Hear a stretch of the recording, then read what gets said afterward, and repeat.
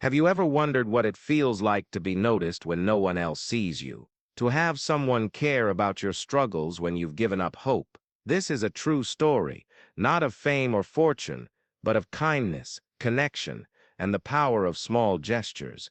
It all started on a cold winter evening in Washington, D.C., where snow blanketed the streets and frost clung to every surface. Among the bustling crowds, there was a boy just 12 years old who sat huddled against a brick wall near Lafayette Square. His name was Jake, and he wasn't just another face in the crowd, he was invisible. But then something extraordinary happened. A familiar figure approached him, a young man who many recognized but few expected would stop for someone like Jake. That young man was Barron Trump. At first glance, their worlds seemed light years apart. One lived in palaces, the other scavenged for scraps, but as fate would have it, their paths crossed in ways neither could have imagined. Jake had been living on the streets for over 6 months after things fell apart at home. His parents were gone, lost to circumstances beyond his control, and social services couldn't find him before he slipped through the cracks. So there he was, alone, cold and hungry, trying to survive one day at a time. That night, as Jake sat wrapped in a thin blanket, shivering despite the layers of clothes he wore, he noticed a group of people walking past. They weren't ordinary pedestrians. They moved with purpose, dressed impeccably, and spoke softly among themselves.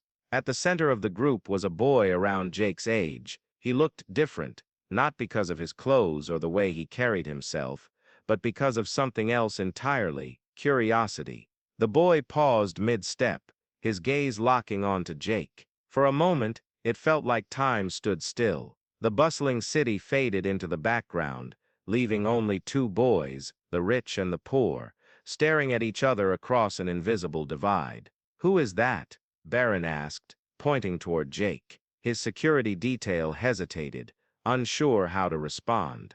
"Just someone sleeping rough, sir," one of them said quickly, urging the group to keep moving. But Barron didn't listen. Instead, he broke away from the group and walked straight up to Jake. "Hey," Barron said softly, crouching down so they were eye level. "Are you okay?"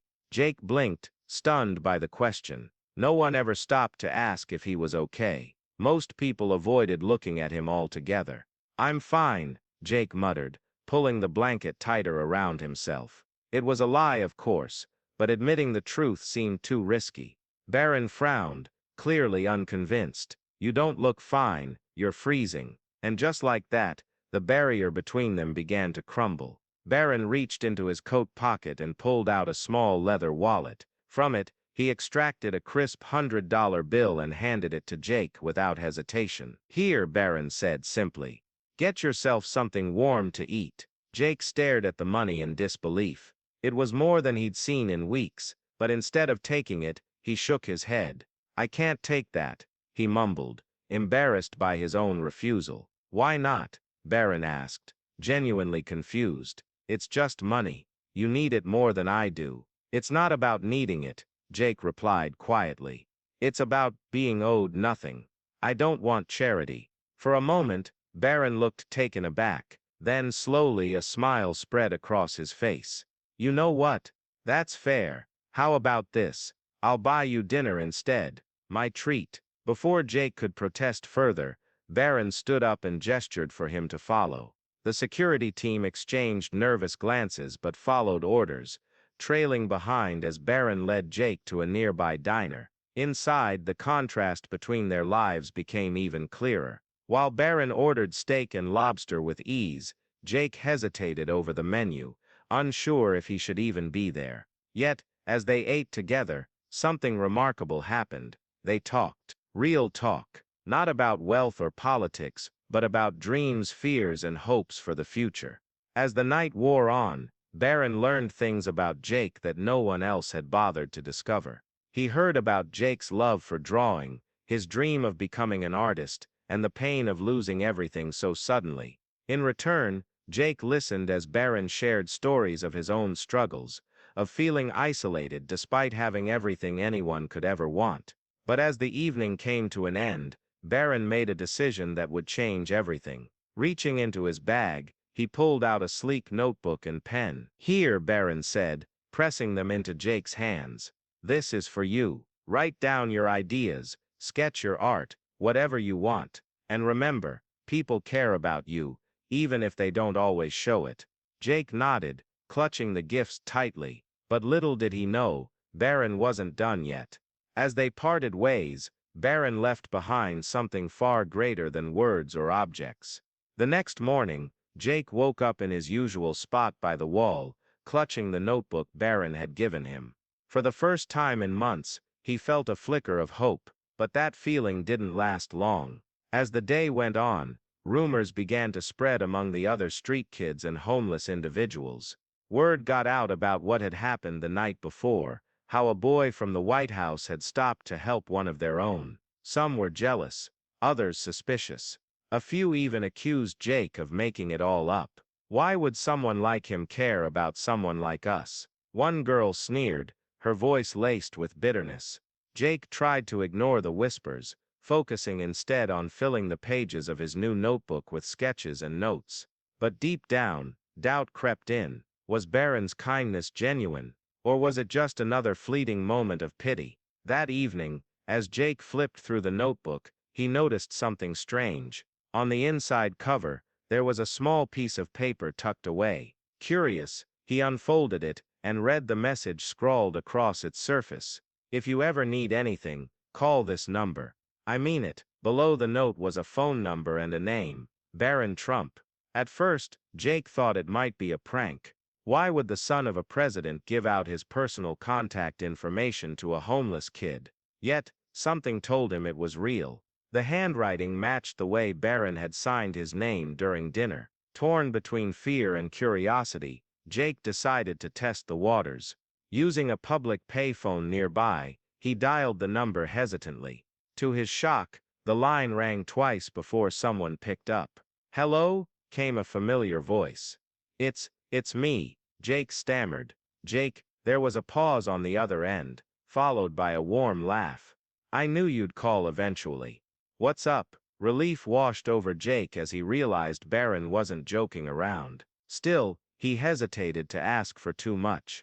I was wondering, do you think maybe we could meet again sometime?" Barron's response was immediate. "Of course, where are you right now?" And just like that, a plan was made.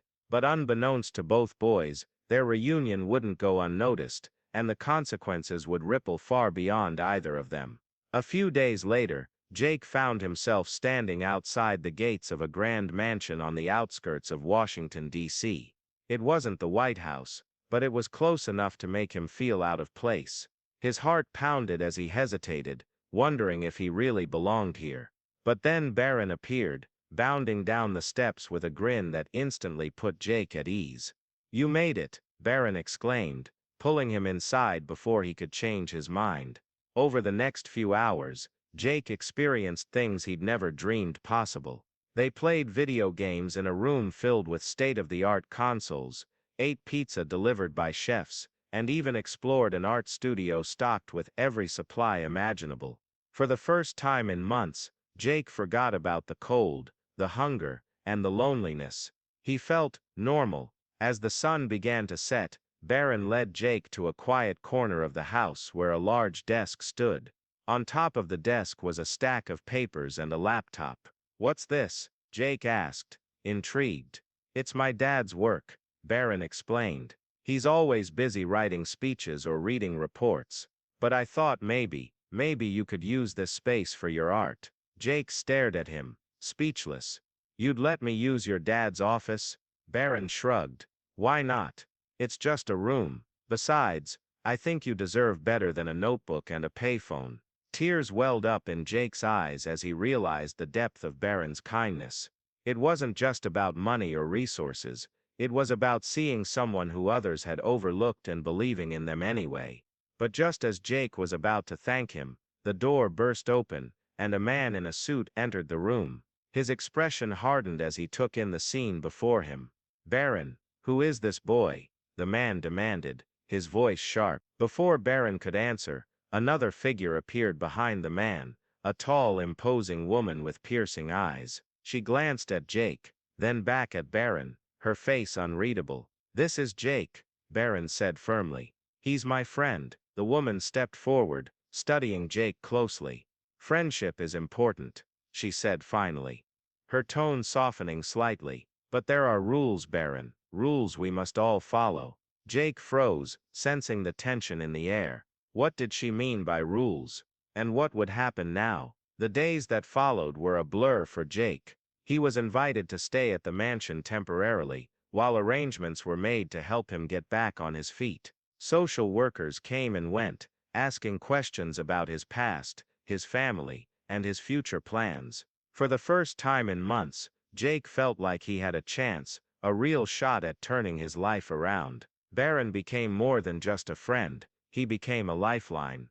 They spent hours talking, laughing, and dreaming of the future. Barron introduced Jake to painting, photography, and even encouraged him to enter an art competition being held in the city. With newfound confidence, Jake submitted one of his sketches, a vivid depiction of the night sky above Lafayette Square. As the weeks passed, the two boys grew closer, forming a bond that transcended their vastly different worlds. But deep down, Jake knew this couldn't last forever. One day, Barron would return to his privileged life, and Jake would be left behind once again.